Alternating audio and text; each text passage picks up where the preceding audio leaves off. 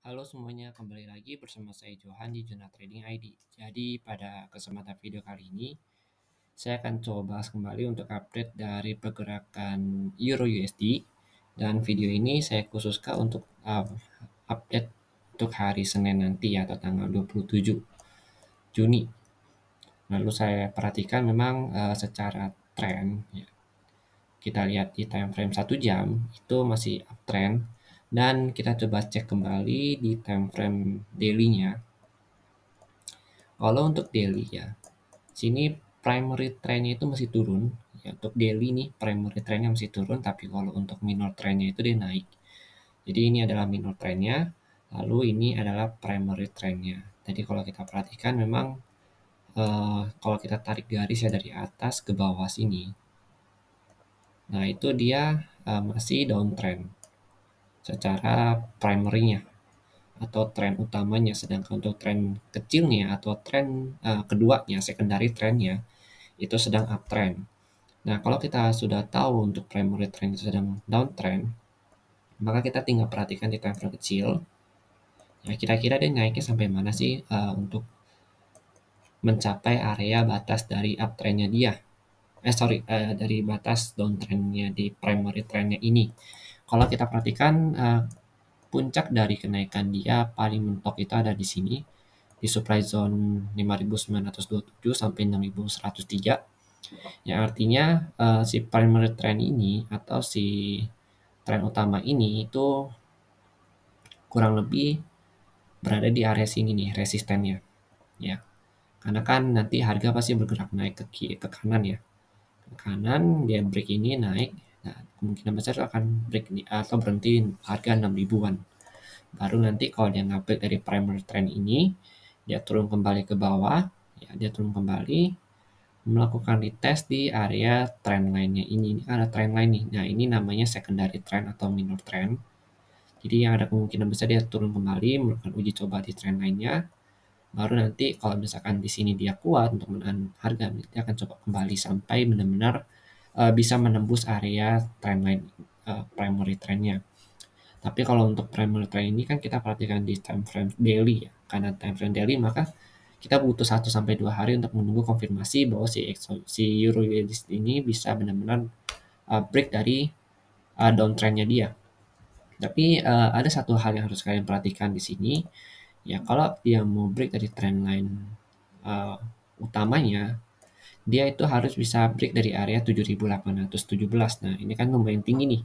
Harga saat ini ada di 5.500 dengan terendahnya itu ada di 3.590. Nah, kalau dia break dari area ini di harga 7.700 ya, itu dia baru bisa berganti trennya secara mega trennya atau primary trennya ya. Tapi selama tidak break dari area ini, dia cuma break dari area trend line-nya doang, itu nanti dia akan turun lagi ke bawah. Ya, dia akan turun ke bawah untuk melakukan retest kembali di area trend line-nya dia. Baru nanti dia coba untuk break naik ke atas ini. Ya, startingnya itu ada di area 9.300-an.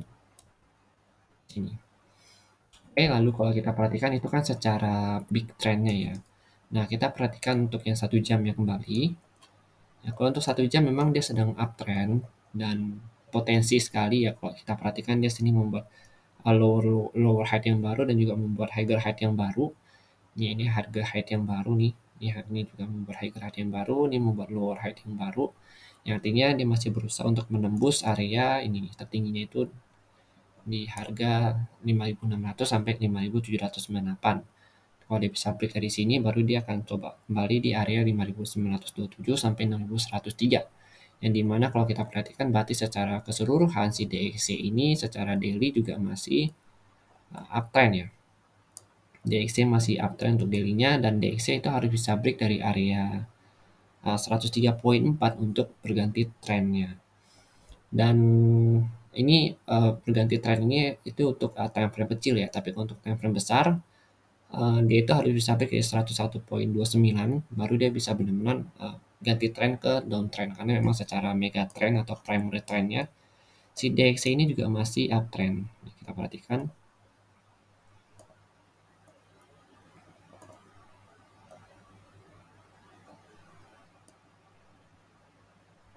Nah, si DXY ini masih uptrend, makanya si Euro USD ini secara mega trendnya atau primary trendnya itu dia downtrend. Karena memang pergerakan mereka itu tidak berkorelasi satu sama lain. Sedangkan untuk minor trendnya si DXY, ya ini minor trendnya dia nih. Ya, ini saya ganti jadi warna merah ya. Nah, minor trend dia ini yang di garis merah ini itu sedang downtrend. Nah, si DXY, si Euro USD ini minor trendnya yang untuk garis merah juga ini sedang uptrend. Makanya emang kalau misalkan DXY turun, si Euro USD naik, dan begitu pun kebalikannya. Si DXY ini harus bisa break dari 104.084, baru si Euro USD ini bisa break dari area ini dan melakukan retest kembali ke area 5.927 sampai 6.103. Sedangkan untuk si DXY dia harus bisa break dari area 104, baru si Euro USD ini bisa lari ke 6.000. Ya berarti kan kalau ke 6.000 si DXY-nya itu ada di harga 103.8. Nah, memang untuk trading di Euro USD ini memang harus sangat memperhatikan si DXY itu sendiri. Dan secara pandangan saya karena memang dia masih downtrend ya, dan di sini ada trendline uptrendnya, maka si Euro USD secara pribadi saya memandangnya masih naik. Dan memang area sell zone saya itu ada di 5.927 sampai 6.103. Sedangkan jika dia udah break dari trendline ini, baru saya akan fokus sell ya. Ketika dia melakukan retest kembali ke area trendline ini, baru saya sell dengan target pertama di sini, lalu kedua itu ada di sini di bawah. Kemungkinan nanti di sini. Nah, di sini dia retest baru sell. Jadi untuk skenario pertama, kecenderungan harga bergerak saya akan lebih fokus buy untuk di Euro USD ini, tapi saya akan kalian analisa kembali. Tapi kalau untuk kecenderungan harga turun, terus saya akan fokus sell ketika dia itu udah break dari area trendline ini nih. Ya, dan juga saya harus perhatikan si DXY, berarti si DXY ini harus bisa break juga dari area trendline downtrendnya dia. Ya, artinya dia harus bisa ke sini lagi, 104.533.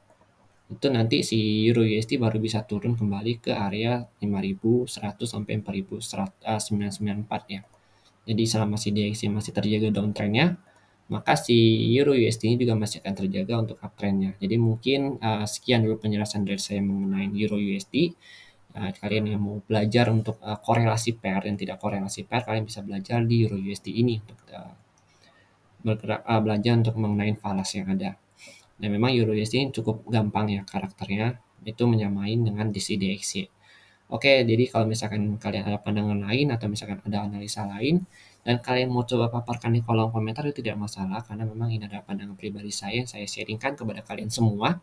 Dan jika memang saya ada yang kurang dalam menjelaskan atau misalkan ada yang salah, saya mohon maaf. Selebihnya kalau kalian mau nanti saya akan update di channel Telegram Dunia Trading ID untuk pergerakannya dan juga mappingnya. Terima kasih dan sampai jumpa pada video berikutnya.